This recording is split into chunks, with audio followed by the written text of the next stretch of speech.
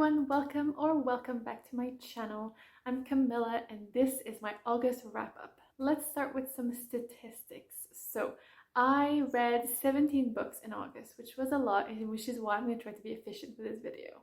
So out of 17 books, I read 3 books by men and 14 books by women. There were also 8 writers of color, so almost half of my reading list for the month, which I was quite pleased with. Finally, I read 10 books that were fiction, 7 that were non-fiction, and there was 1 poetry, which I don't really know where to set between fiction and non-fiction, so I'll just have it in its own category. So as I've said, it's been a really good reading month. I was actually surprised by how many books that I managed.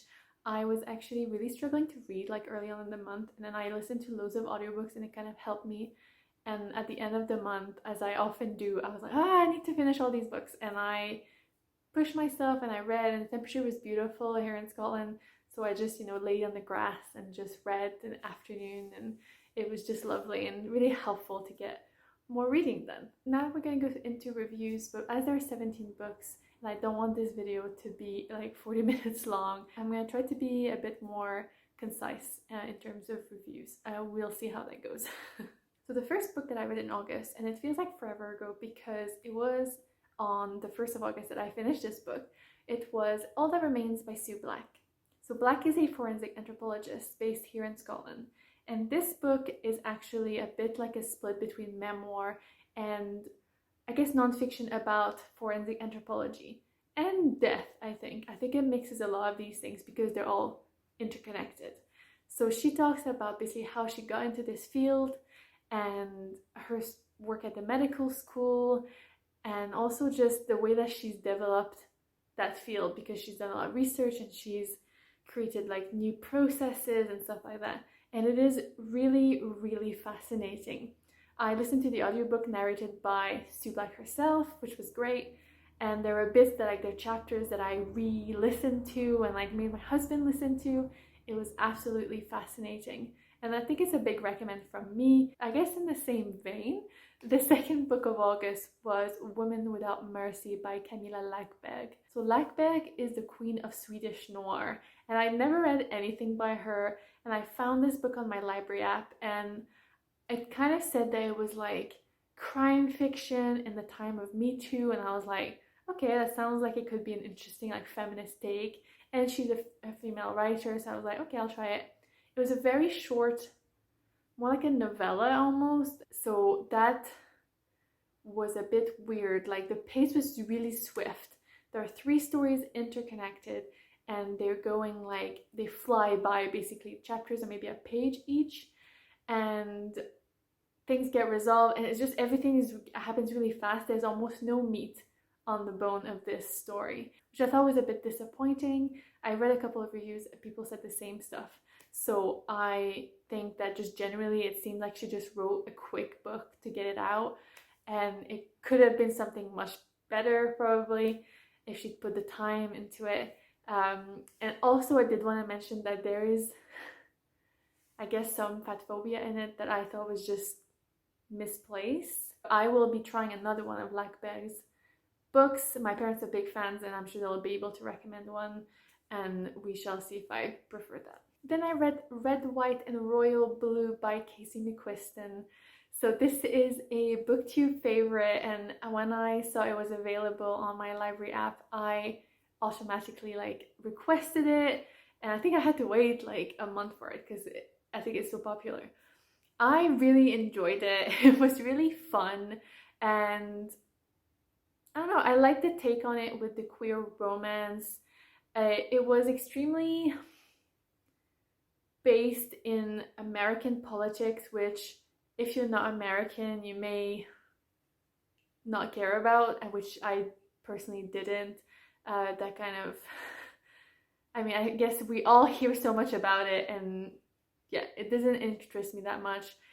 The way that the British people and British kind of culture was represented seemed like it was very American goggles on, but I don't think any of those things really impacted my enjoyment of the novel. So I think it's a really fun queer romance for those who are maybe looking into reading that, and yeah, I think I would recommend this book. Then I read The Library of the Dead by T.L. or Tendai Huchu. He's a writer from Zimbabwe, currently based in Scotland, and that's how I heard about his book.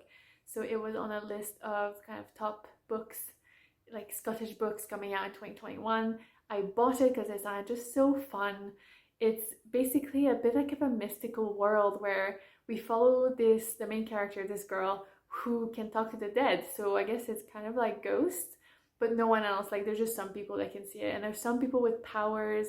And then she gets into this library. The whole Library of the Dead, I think, is going to be a series, and we get introduced to the library, but it's not like the main concern of this first novel. So yeah, we didn't get as much as that, but it was really fun. It was really fast paced. It was really interesting. Sometimes I did get lost because there was a lot going on, but I just generally really enjoyed it. All three of the like younger protagonists were really fun. They had like good chemistry. So I think if you're looking for, I think it's YA or middle grade, I'm not sure, but if you're looking for something like that, it's based in Edinburgh. It's a bit mystical and like fantasy wise, and it's really fun. So I would really recommend that. Then I read Amari and the Night Brothers by B.B. Alston.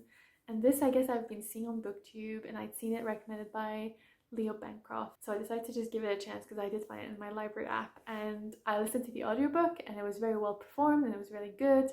And I enjoyed the book. It really reminded me of Legendborn, which came out like the year before, I want to say. It was very similar in terms of, I guess, an underprivileged Black girl who gets into a more kind of white and privileged community, or like, I guess like a secret. In this, it's a school, and in Legendborn, it's like a secret society or something. Anyway, so I thought it was very similar. The way their characters were portrayed was also similar because they both deal with a sort of grief as they've lost someone close to them. So Amari loses her brother, who she doesn't believe has died, but she just wants to pursue that, and that's how she gets into this. I forget what it's called. I mean, I read it over a month ago, but I guess it's some magic school or whatever. And it was really interesting, but the character in this is much younger, and I think she's meant to be 12 or 13, I'm not sure. But the way she was acting, I guess now that I'm an adult reading these, I get really frustrated. Like when I read Harry Potter, I maybe didn't think that, but I was always like, why don't you talk to an adult? Like, what are you doing? You're 12 years old. Anyway, but what I did appreciate from this book is I was very self-aware. When there's actually a note at some point when the adult was like, why didn't you just come to us? And she's like, oh, well, yeah, I guess. And I kind of appreciated that bit of it. So I enjoyed it good enough. I think it is aimed at obviously younger people, and I understand that. But yeah, there's some stuff that I was a bit frustrated about in this book, but I think it's just because I'm not the exact audience for this book. Then I listened to the audiobook Limitless, an ultra runner's story of pain, perseverance, and the pursuit of success by runner Mimi Anderson and ghostwritten by Lucy Waterlow. So Mimi Anderson is this amazing runner slash cyclist slash kind of adventurer. She seems to be like a thrill seeker. She's like pushing herself. She's amazing. And this nonfiction book follows actually one of her challenges when she decides to run from coast to coast in the US. So I believe it's from Oregon all the way to New York. And so she discusses how she went through that. And obviously she didn't actually finish the challenge. It's not really a spoiler alert because it's not fiction. But anyways, she doesn't finish, but she talks about how she got kind of a severe injury from that, and then how she's recovered and found new things and challenges to pursue. And it was really inspiring, and I did start googling ultra marathons while I was listening to her book because she just made me want to just keep pushing myself. So I thought that was really great. The one thing I'm gonna say about the audiobook is that it's narrated by an American person, and Mimi Anderson, I believe, is Scottish. so I wasn't too sure what was going on with that. I did find that weird, but generally I thought it was really well written and yeah, just really good, and I appreciated it. Then I listened to another audiobook, which was Wishful Drinking by Carrie Fisher, narrated by Carrie Fisher herself before she passed away. And that was, I don't actually know how to explain to you how wild and irreverent this book is. It is, yeah, she talks a lot about like family secrets and like just revealing like wild things, just like left field things, you know, you didn't ask. And yeah, it was really interesting, and I laughed out loud, but also of shock and of like a bit, I wasn't sure like if I was supposed to laugh at these things, but it was very fascinating insight into her life and how she grew up, and also like her mental health and the way that she became who she was. And it was very fascinating. She seems like she was just good fun, but also didn't take shit. And yeah, I think this was part of a show she did, so it's a really quick audiobook, and I believe she has a couple more that are like different parts or different kinds of aspects of her life. So I think I would definitely look at other ones. But yeah, it is an insight into Carrie Fisher. Then I read The God of Small Things by Arundhati Roy. So I started this book in July because I was reading a book from an Indian writer, and I hadn't finished it. It was quite heavy and it was a bit kind of slower to read, so I did finish it in August. It was a really beautifully devastating book, is like the best way to describe it. It has basically everyone in this novel is a horrible person. It deals with so many social topics though. It deals with class and like the caste system in India. It deals with racism and sexism. I feel like a lot of the women in this book are the main characters, but they've been very, very oppressed by the male in their family even, and in their communities. It also deals with grief and there's sexual abuse. So there is actually quite explicit child molestation scene, which I would like to add as a trigger warning, which I found quite rough to read. There's incest as well. So yeah, so basically it's like every awful thing you can think of is in this book. But like the writing was really, really beautiful, and the way that she portrays things was so vivid and so real. But it is a downer, just to put it out there, and it's definitely not one I would revisit. And it's, I don't know if I would recommend it. I mean, I would as like a societal and cultural kind of exploration, but if you're looking for something for entertainment, or like, you know, you read for fun, I don't think I would recommend it. My next read was No One Is Talking About This by Patricia Lockwood. It's a book that's kind of done the rounds because over the last year it's been shortlisted for the Women's Prize for Fiction, but it's also currently on the long list for the Man Booker Prize. I grabbed it and I thought, you know, it'd be maybe a bit experimental and a bit weird. I didn't enjoy it that much, I'm going to be completely honest. I thought it was a bunch of nonsense. I would have to go into details to tell you exactly what I thought, but I'll try to paint like larger brush here. The first half is basically about living online and being online, and it was honestly chaotic. And I mean, I'm, you know, early 30s, I feel quite connected, you know, I always have my phone and I'm on all the social media, whatever, but I still felt lost in the way that she was talking about things, and also in her, I guess, half fantasy, half realistic world. It was really bizarre. I didn't really always understand what was going on and what she was alluding to. So I'm really not that cool and in with the stuff, you know, the memes and everything at the moment. So yeah, I thought the first part was a bit nonsensical for me. It did remind me a little bit of Weather by Jenny Offel, which I read, I think, the month before. And I actually preferred Weather. I think at least that was anchored into a more realistic world, that even though it felt a bit confusing at times, I felt more grounded in weather than I did in No One Is Talking About This. However, the second part of No One Is Talking About This deals a little bit more with, I believe it's the same protagonist, but honestly, there's such a disconnect from me at the half. The second half touched me quite a lot. It deals a lot about grief and felt a bit more like I could relate to those characters and that storyline sort of. But generally, I didn't really like it that much. I would definitely not recommend it. And I don't know why people liked it, but I would love to know why you liked it. Maybe you're a bit more connected than I am and understood a little bit what was going on in the first half. Then I read The Reading List by Sara Nisha Adams. This was a 5-star read for me.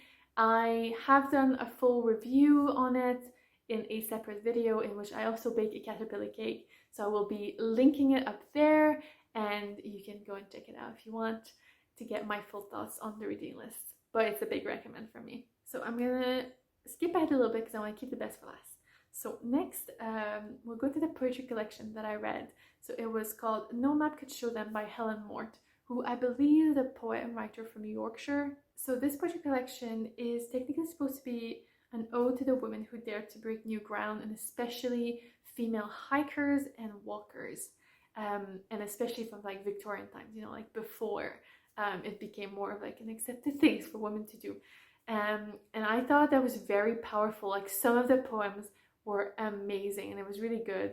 Some of the other poems, it was really difficult. Like if you don't know that much about hiking, I was like sometimes really lost in terms of what she was talking about or where she was talking about, because the words would be capitalized and I would be Googling like, oh, which is this? And it's like, oh, right, it's a ridge on this mountain, or, you know. So that was a bit confusing.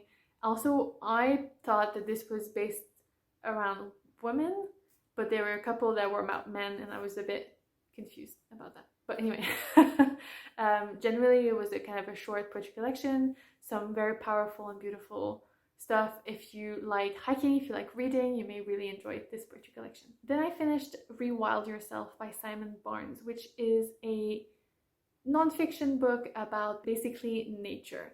And it was a fun book. So I think there's 23 chapters and it says like something like 23 spells to kind of, you know, rewild yourself, like to go back and reconnect with nature. And there was some stuff that I learned so much about nature, and it's been really nice because I feel like over the last year I've been walking so much more, and we live like near the national park, so you know we've been out in nature so much more than we usually would have. So that was really great, and I do like that kind of brings me to my first note, which is that it's an extremely British centric book. So if you are based elsewhere, I don't know if I would recommend it, because it does talk about like, oh, puffins, where to find puffins in Britain, or you know the main butterflies that are in Britain. So it's maybe not the best for people that aren't in the same sort of natural landscape. Also, my other note was that I wasn't sure what the audience was for this book, because it felt very much like for adults in terms of, you know, have binoculars, like here's like if you take a trip to here and blah blah blah. But it was then framed into childish notions. So it said there's 23 spells, and that was extremely based on C.S. Lewis and Harry Potter, like J.K. Rowling's book. So it talks about it, every chapter starts with a line from one of these books that kind of is the magic of things. And I was like, that was kind of framing it for children for me. So I felt that was a bit kind of disconnected from the rest of the book. But anyway, it was quite good, and I would recommend it to people in Britain that are interested in nature. My next read of the month was Nasty Women, which was a collection of essays published by 44 Inc., which is a kind of local publisher here in Scotland. So I bought this book when it came out because I have a friend who was published in it, and I read hers, and then I kind of left it there and kind of hadn't been touching it. And then last month I decided to just read through it and just get it done, especially because I have so many books that are unread in my library. So I read it, and I'm not gonna lie, I was disappointed by this collection, because it felt like it hadn't been thought out. Okay, so this collection, Nasty Women, came as an idea from the election of Donald Trump and obviously the whole Nasty Women thing. And I think from ideation to publication, it was actually only a couple months, and it feels exactly like that because it feels like it was rushed. It feels like it wasn't properly planned, because to me there was, and maybe there was, maybe I just didn't understand, but to me there was no real sense in the order of the essays. And that comes to basically one of the things that came back a lot. I feel like at least 3 or 4 of the essays were about punk rock, which I didn't understand, and I'm not involved in that community. So for me, it was not something I was interested in at all. But it came back so often, just at random points, and I potentially would have preferred something separated into, I guess, more like topics, like identity or art and just these different categories. But generally, there were some really, really powerful essays in this. They do feel less relevant now as well because we are 5 years on from 2016, but some of the essays that still are relevant were very, very powerful. And like one of my favorite was actually the one from my friend, which was about naming and having a Latino name. I kind of relate to that. And yeah, so some of them were really powerful. I would recommend the collection as something to delve in and out of, but generally I think it could have been better, and I believe that there are probably better essay collections out there. Then I read another nonfiction, which was Two Trees Make a Forest by Jessica J. Lee. So this is a book I picked up in July, but it was a bit slow paced and I didn't quite get to the end, so I finished it in August. And I have mixed feelings about this book. There's some stuff that I really, really was touched by and I thought was so well written, and then there's other bits where my eyes were just glazing over. It just wasn't doing it for me, and I didn't know what the purpose of it was in this book. This nonfiction book is about migration, nature, landscape, and memory, and she kind of takes all of these things into a very interesting kind of narration. And sometimes she's hiking, and those were the bits where I felt very disconnected because it felt like it was trying to be like almost like a longing for the landscape and the roots of her countries, but it felt also like it had no real purpose. I did enjoy when she was researching the history of Taiwan and of her family who'd come from China, and that was the stuff that also really touched me. She also talks about memory, so basically about the lost heritage, all of those different roots that she has that are basically being cut off because she finds family that she had in China that she'd never heard about. And it's like all of this really beautiful stuff. There's some stuff that I can relate to. So I thought it was beautiful, however sluggish and a bit slow. Overall, I think I enjoyed it.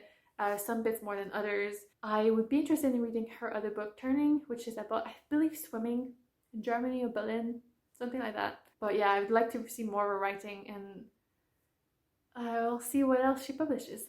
Finally, the last 2 books I'm going to talk about are books that I read basically because in my year of reading kind of around the world in translation, August was Africa, which is very general. I just went and I picked some specific authors from different countries that I really wanted to read. Obviously, earlier in the video I mentioned I read T.L. Huchu's The Library of the Dead, and he's from Zimbabwe. Out of the 3 that I'm going to talk about, 2 were absolute 5 stars, amazing, loved it. 1 I was a bit more disappointed with, but yeah, let's start with 1 that I really loved. So the first of the books that I read was Nervous Conditions by Tsitsi Dangarembga. She's a writer from Zimbabwe, and apparently this is like among like the top books to read from African writers. And I understand why, because it was amazing. So it is apparently semi-autobiographical from the author, and it is based in, I guess it's like post-colonial Rhodesia. It's like before it becomes Zimbabwe, or around the time that it becomes. I'm not entirely sure of the history, but it follows a young girl, and her pursuit to get educated, basically. This novel starts with one of the best ways I've seen a novel starts, at least in the last year. So the first line is, I was not sorry when my brother died. And then you're like, okay, what happens from there? We follow this main character from childhood into, I want to say, early teenage years. So this is apparently the first book in a trilogy. The second one is the Book of Naught, and the last one is the Mournable Body. And I will definitely be picking all of these up. But yeah, so we start in kind of more her childhood, and she's very jealous that obviously her brother is getting educated, and she's kind of been left there because they don't believe that she's worth the education. And this book delves a lot into like classicism, racism, sexism, and also colonialism. And there is so much to it. And there's also mental health, and like it just shows a lot of the patriarchal, obviously, African communities and the way the daughters and the wives are treated. And it's just so fascinating. And we follow a lot of the female characters, which I thought was really good in the kind of perspectives that we get. And I just was really rooting for the main character. She was very dedicated. I loved it. I thought it was a masterpiece, honestly. And I believe it's won prizes. Like, it's just, yeah, I highly recommend it. I saw it as a really good feminist text as well. And yeah, it's a big recommend from me. Then let's go with the one that I didn't like as much, and then let's finish on a high note. So the one I didn't like as much was Behold the Dreamers by Imbolo and Mbue. So I was gonna pick up How Beautiful We Were, but then I realized that Behold the Dreamers was her first novel, so I thought I would start with that. So this novel follows a Cameroonian family.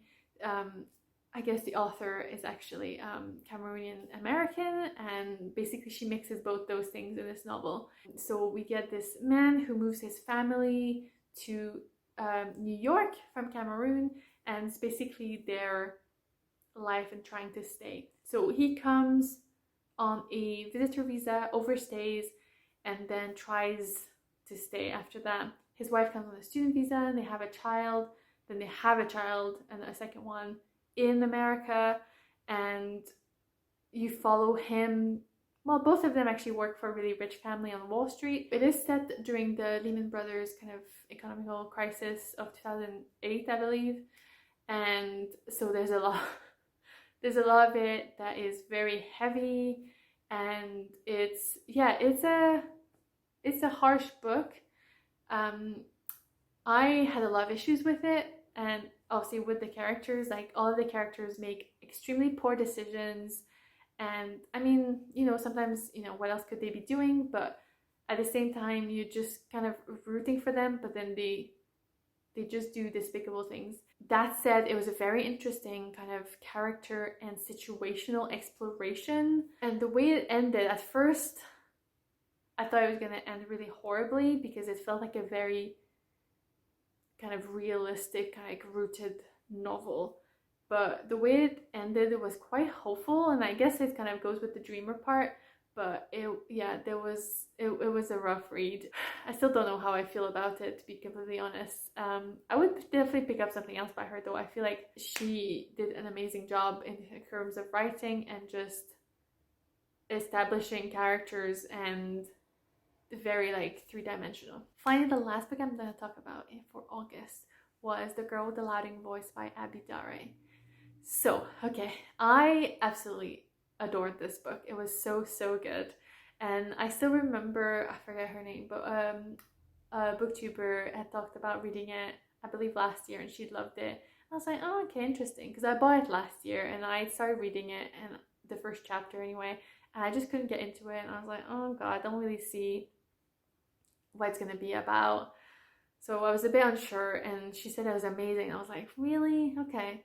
And obviously picked it up for August, and I was pleasantly surprised by how freaking amazing this book was.